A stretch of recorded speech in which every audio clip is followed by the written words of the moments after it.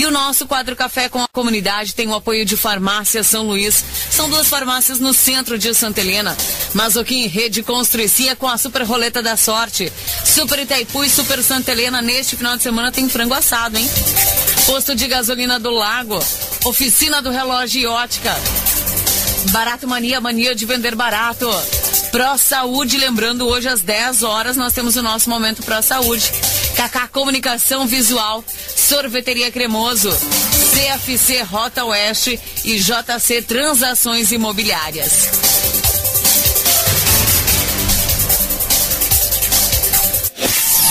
Está entrando no ar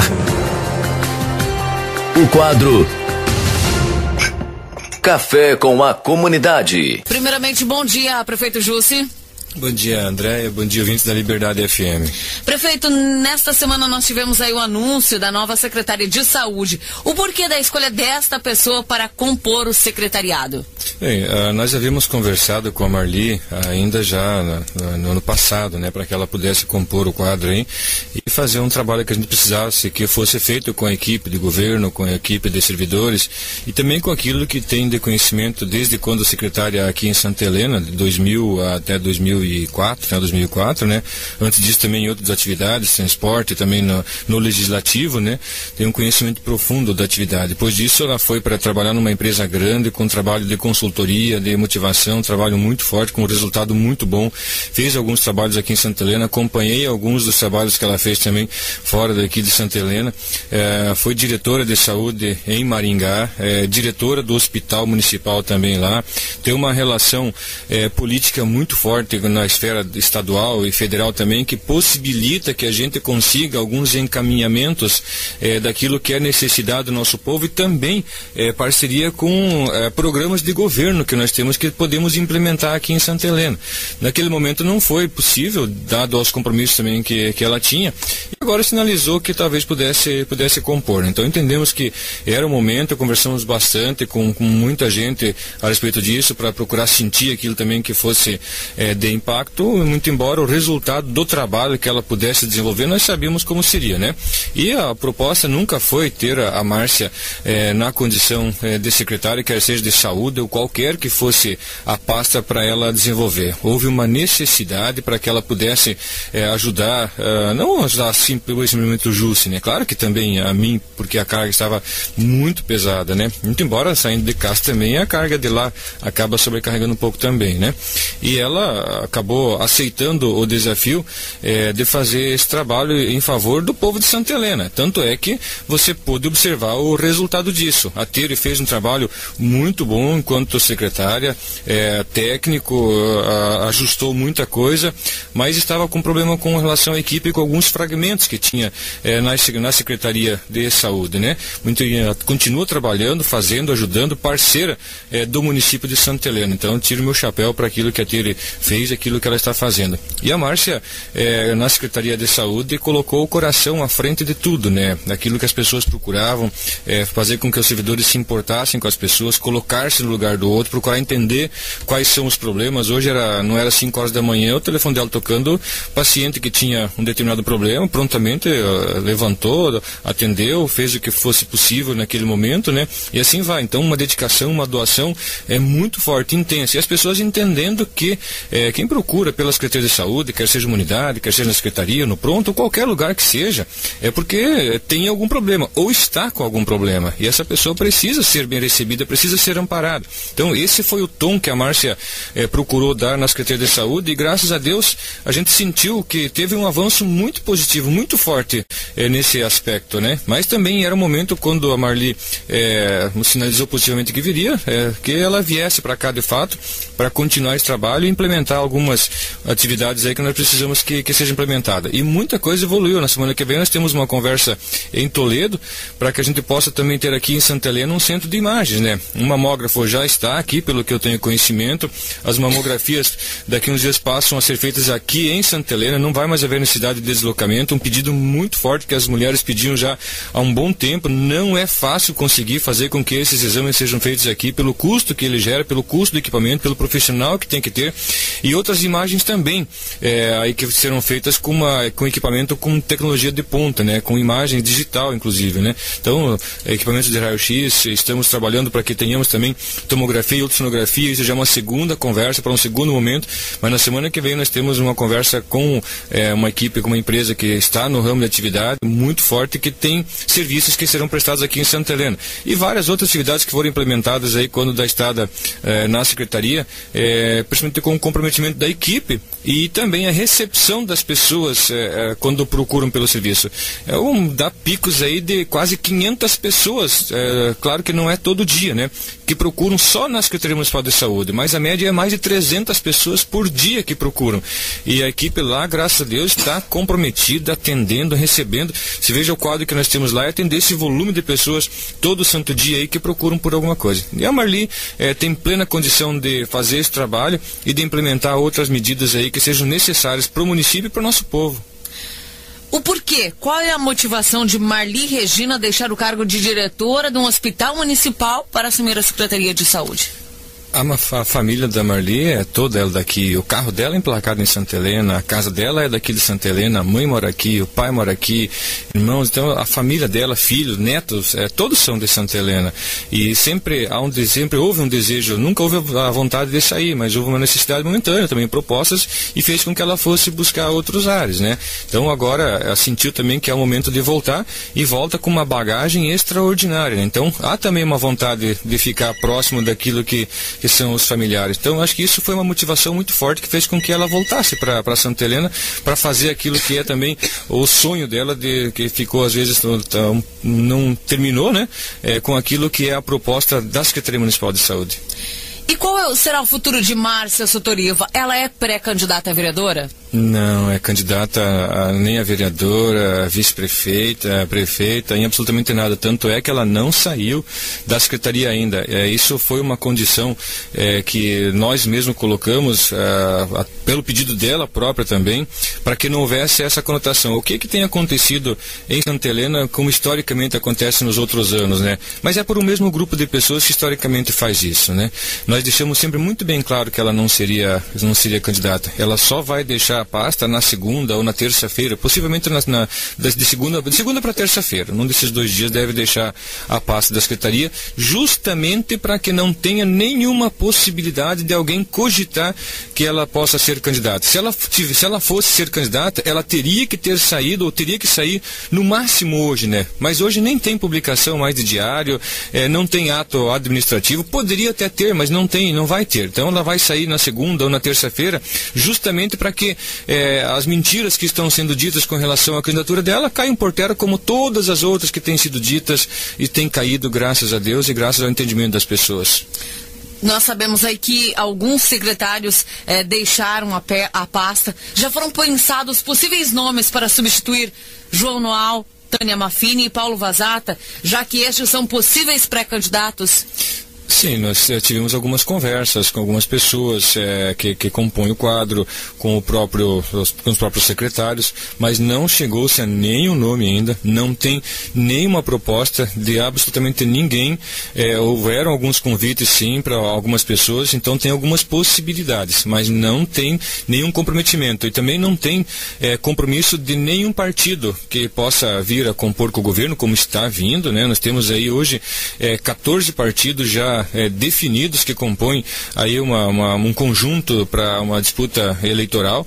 Ninguém é candidato a nada ainda por uma questão de legislação, mas a mesma legislação que diminuiu o tempo de candidatura, aumentou o prazo de pré-candidaturas, né? Então, hoje pré-candidato qualquer pessoa pode ser, desde que tem uma filiação partidária, mas não é um leilão, né?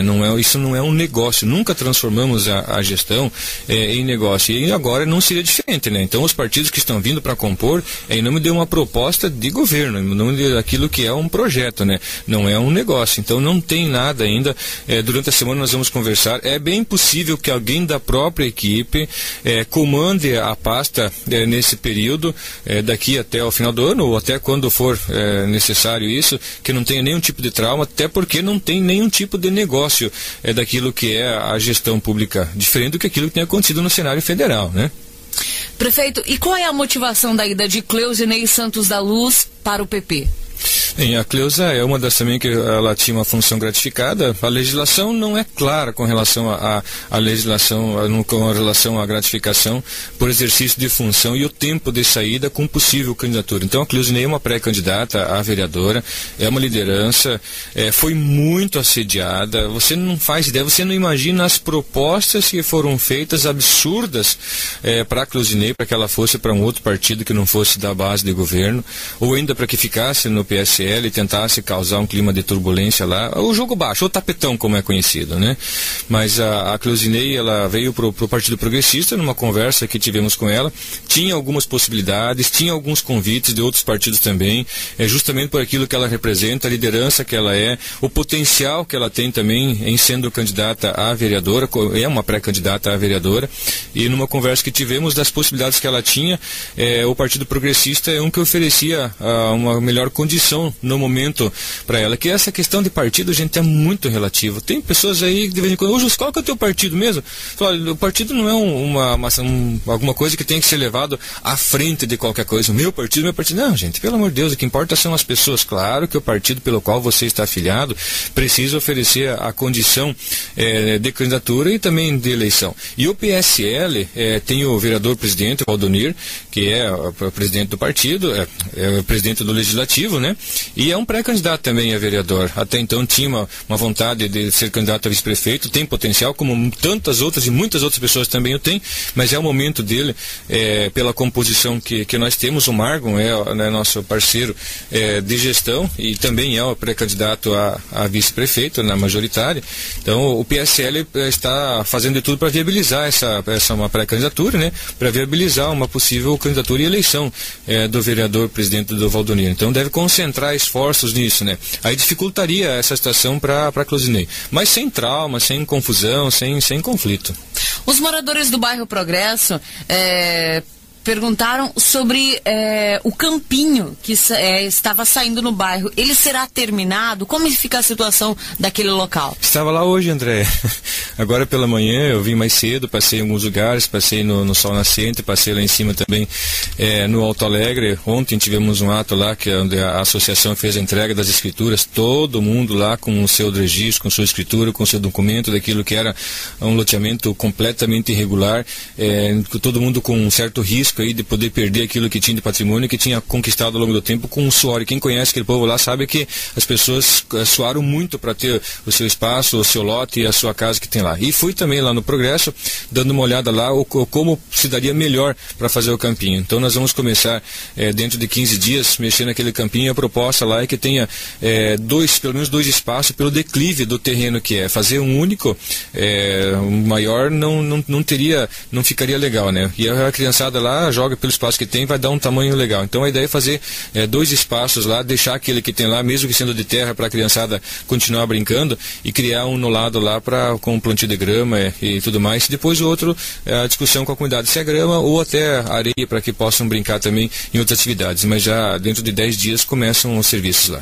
São 8h47, nós vamos rapidinho ao bloco, daqui a pouquinho voltamos com a nossa segunda parte do quadro Café da Comunidade. Você está ouvindo o quadro Café com a Comunidade.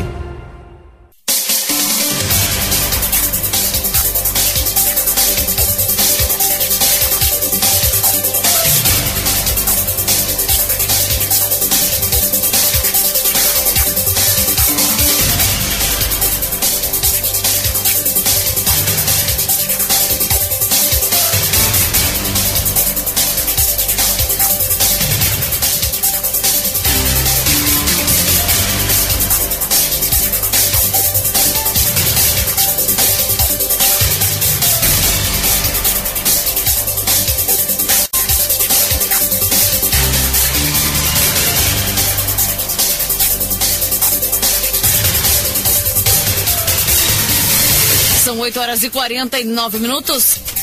Prefeito, na última sessão da Câmara de Vereadores, as discussões foram acaloradas. O vereador Edson Vans fez duras críticas à questão habitacional do município, que somente foram entregues 22 casas nesta gestão. Nós teremos mais casas sendo construídas nesta administração? Como está o andamento desta questão? Já que foi dito que nesta administração nós teríamos o maior programa habitacional da história do município.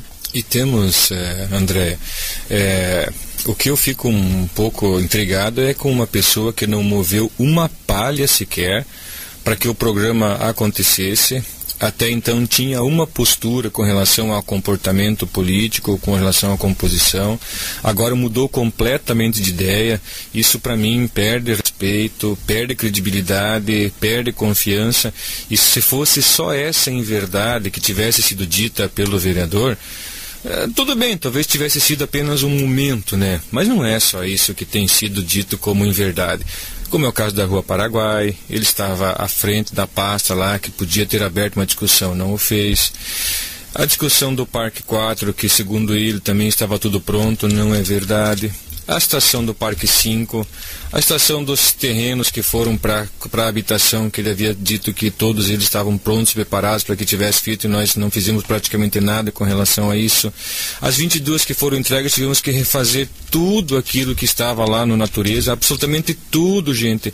As metragens não batiam, os lotes não davam sequência, os tamanhos faziam com que uma casa despejasse água no lote do outro, inviabilizado o programa, corremos contra o tempo, quase perdemos pela Coapar, porque aquilo que a nossa própria legislação dizia fazia com que não desse certo. Mas onde está a falta de verdade nisso? Já entregamos 45 da habitação rural. Entregamos as 22 do Natureza. Tem 60 em construção lá em São Clemente e cobramos da Coapar na semana passada, quando estivemos em Curitiba, diretamente com o presidente da Lupion, da companhia, com o Cordeiro aqui da Regional de Cascavel. Nós temos na semana que vem, não na semana que vem, na outra semana, em Pato Bragado, uma atividade onde assinaremos a pactuação de um contrato já feito com a Coapar de mais 79 unidades, essas para Moreninha e Esquina Céu Azul. Essas 22 que ele se refere estão contratadas, começa a execução em Subsede e em Vila Celeste. Mais unidades precisam tanto em Vila Celeste quanto em Subsede. Identificamos a área lá em São Roque para pactuação com a companhia também, está aguardando a identificação de área e informação para a companhia para pactuar lá pelo também 60 unidades. E temos as 200 aqui na cidade, que até maio, a Coapar falou que em abril, por isso não está falando maio, mas pediram o prazo até abril para licitar aquelas 200 aqui da cidade. Com uma situação de irregularidade, o IAP só faltava duas informações que eles pediram adicional lá para a questão de regularização, todo ele legalizado. Se você observar o tempo que demora para a regularização, para a compra e regularização de um conjunto habitacional, de um loteamento, é só você olhar aquele que tem lá embaixo, lá do Jardim Universitário. Quantos anos que estão trabalhando e ainda não está completamente pronto aquele loteamento? Aquilo que era aqui do Bela Vista, quantos anos trabalhando para fazer com que aquilo fosse viável? Hoje está um conjunto legal lá. Os outros conjuntos todos, aquele que tem para baixo, ali na Rua Pará, para baixo de Santa Cecília, naquela região, quanto tempo aguardando regularização? É burocrático e lento. Nós conseguimos superar todas essas medidas, todas essas etapas. O governo passado, como disse o vereador Edson, deixou tudo pronto. Como tudo pronto? Íamos fazer casa onde? No ar? Tivemos que buscar, fazer compra, uma desapropriação assim amigável, mas às vezes nem tão amigável assim, que as pessoas não queriam vender. Tivemos que forçar a compra para esses conjuntos. Temos lá a área comprada para essas 200 unidades. Então, a verdade sobre a habitação é essa. As 45 entregues na habitação rural, as 22 entregues aqui na cidade, as 22 licitadas que começam a construir, essa que se refere, as 60 em construção, as 79 já licitadas pela Coapar, que é ela mesma que vai fazer o arruamento, fio, água, energia, é a própria Coapar, na parceria com a Copel e Sanepar também, e essas 200 aqui na cidade. Então é só mais uma das aplicações praticadas pelo vereador. Falando da Rua Paraguai, foi um dos assuntos discutidos em sessão na Câmara de Vereadores. Inclusive, recebi também a participação de alguns moradores, comerciantes daquele local. Nós temos aí um projeto já para que seja aberta uma rua em frente à prefeitura, uma passagem ou então um estacionamento. Segundo os moradores, eles são prejudicados por a rua não passar naquele local. Nós temos algum projeto para essa Rua Paraguai? Não temos discussão discussão sobre esse assunto de abertura da Rua Paraguai.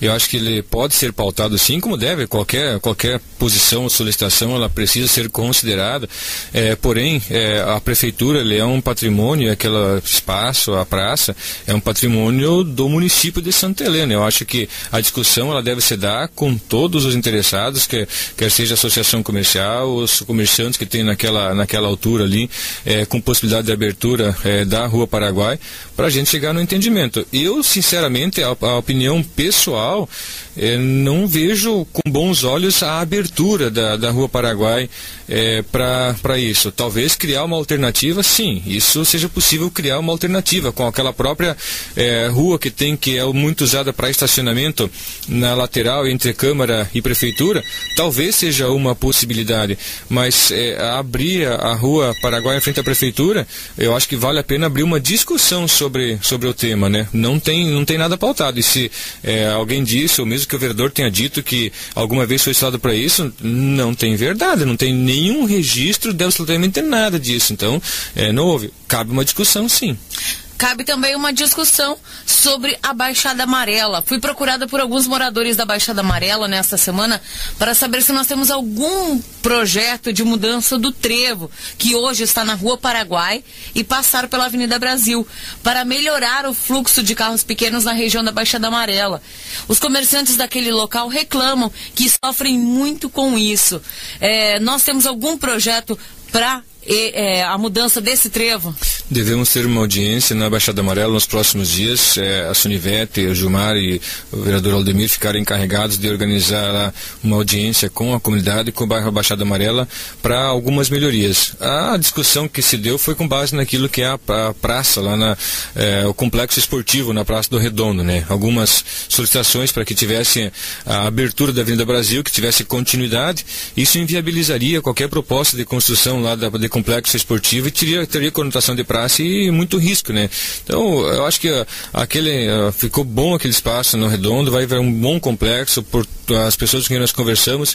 Funciona como redutor de velocidade também naquela altura, porque se abrir uma avenida lá, claro que tem que ter muita lombada, e por senão o pessoal não costuma respeitar muito isso. Mas essa possibilidade do trevo já vem sendo discutida desde o começo do governo, quando o Margon no começo já tentou para isso e falava lá na chegada da cidade pela rodovia, pensar num trevo de acesso e fazer com que as pessoas que fossem vir para a cidade já tivessem acesso pela Avenida Brasil. Aquilo que é a Rua Paraguai, que hoje é bastante utilizada como fluxo de subida e descida, ela vai ser restrita, vai ser fechada um pouco lá naquele acesso onde vem da rodovia, e a Avenida Paraná deve ter maior fluxo por enquanto. Mas se nós vamos discutir com a comunidade, sim, a construção de um trevo naquela altura, talvez próximo da curva não seja possível em função da legislação por causa de ER, mas recuar um pouco, talvez, não sei, mas discutir um projeto sim, para dar mais vida para a Baixada Amarela com relação à atividade comercial, né? Residencial não muda muito, mas atividade comercial, sem dúvida nenhuma, que muda consideravelmente. Essa discussão vai ser aberta e, havendo essa necessidade, o governo está predisposto a executar essa melhoria, sim. Senhor prefeito, foi decidido nesta terça-feira em reunião pública com representantes da comunidade que a Casa Shirley será relocada para a Praça do Colono. Estamos vendo nascer um projeto de casa de patrimônio para Santa Helena. Como o senhor vê esse projeto e quais são os próximos encaminhamentos para que essa casa seja removida e qual é o prazo para que isso se concretize? Tem uma notícia um pouco triste hoje, né, André, com relação ao Chilo, né? Faleceu num acidente de moto ontem na Argentina. Foi um dos que assinou o documento de doação naquele ato público que foi feito aqui, quando a doação daquela estrutura para o município. Quando falava-se no espaço para museu, alguma atividade correlata a isso, a construção e tudo mais, a discussão começou, e quando foi negociada aquela área ali com o Gasparim, passava na frente e falava, olha, aquela casa poderia ser preservada como um patrimônio, né? Conversei com o Kiko falou, olha, Júcio, nós compramos sim, mas a casa ficou resguardada, a família quis ficar com a casa, né? Tá bom, aí falei com a dona Ede para estabelecer um contato e ver da possibilidade que a família teria aí para fazer a doação para o município e manter a história viva, né? E aí começou a transformar aquilo num negócio, né? E propostas de preço, não, gente, não se trata de um negócio, se trata da preservação daquilo que é a história. E chegou-se ao entendimento, então, da doação.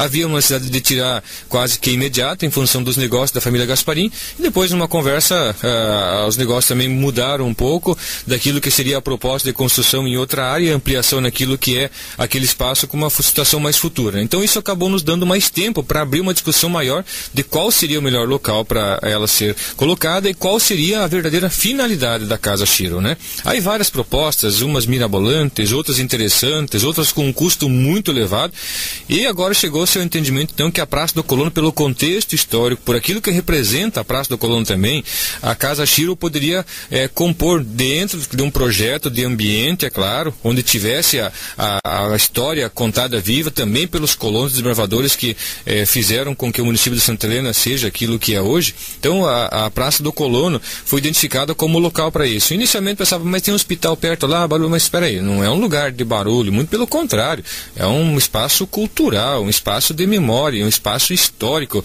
vai dar muito mais vida para aquilo que é a Praça do Colono, que hoje na verdade só tem iluminação lá, não tem nada além disso. A Praça da Criança foi restaurada, aquela parte dos skates, aquela ficou iluminada, precisa melhorar aquela parte lá que é mais utilizada pelas crianças, e outras praças também que foram construídas e melhoradas, mas a Praça do Colono agora então acho que chegou o momento dela com esse contexto todo, né? O encontro de motorhomes movimentou o balneário de Santa Helena nessa semana que se passou. Mas nós sabemos que houve um convite do município de Guaíra para que esses encontros aconteçam naquela cidade. Qual é a posição da administração em relação a esta situação? Nós sabemos aí que a Roseli, inclusive, ficou muito preocupada devido a esse convite do município de Guaíra.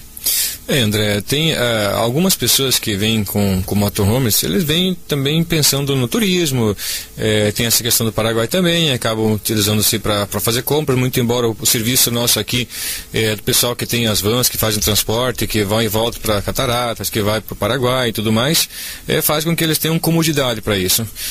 Dá um trabalho danado o encontro de motorhomes, André, por mais que não pareça, não, eles vêm com a casa pronta, sim, vêm com a casa pronta, mas não é só isso não, gente. Então a equipe lá do balneário faz um trabalho fora do comum, se desdobra, aumenta o trabalho assim, de uma forma que vocês não imaginam. Porém, o resultado tem sido bom. O contentamento deles com aquilo que é o serviço prestado pelo município de Santa Helena é bom. A estrutura nossa lá também oferece todas essas condições, né? Então isso vem sendo tentado fazer com eles há muito tempo. Missal também ofereceu aquele espaço que eles têm lá na praia, que eles têm artificial. Guaíra, entre outros lugares também. Cascavel, tem mais lugares que ofereceram para eles um espaço para que pudesse fazer o encontro nesse período. Mas a gente tem conversado com o presidente do Motorhomes, o Moacir, e eles mantêm Santa Helena como o ponto de encontro que eles têm nessa data. E nós vamos continuar com essa prática, com essa articulação, até porque movimenta legal o comércio, gera um pouco de custo para o município nesses períodos, sem dúvida nenhuma. Eles pagam uma taxa também de permanência lá nesse período, na Semana Santa um valor um pouco menor, mas passou a Semana Santa, volta a pagar aquilo que é preço normal de qualquer outro usuário. Mas eu entendo que vai continuar em Santa Helena pelas conversas que a gente tem tido aí com o presidente e com os motorhomeiros que estão satisfeitos com aquilo que é o serviço prestado por Santa Helena. São 9h03. Prefeito, qual é a mensagem que você deixa para a comunidade de Santa Helena?